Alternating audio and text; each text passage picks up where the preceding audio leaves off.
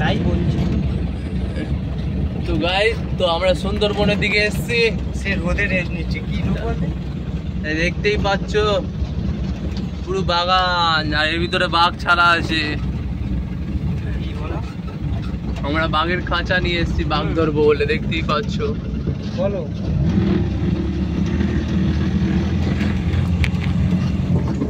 বুঝি